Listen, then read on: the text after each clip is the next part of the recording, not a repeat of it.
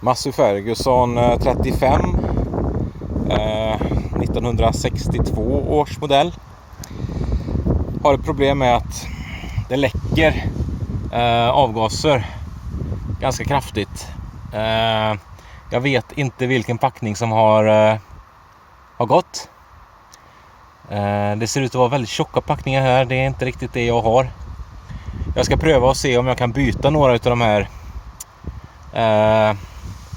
de här locken plus grenröret, exhaustmanifolden här.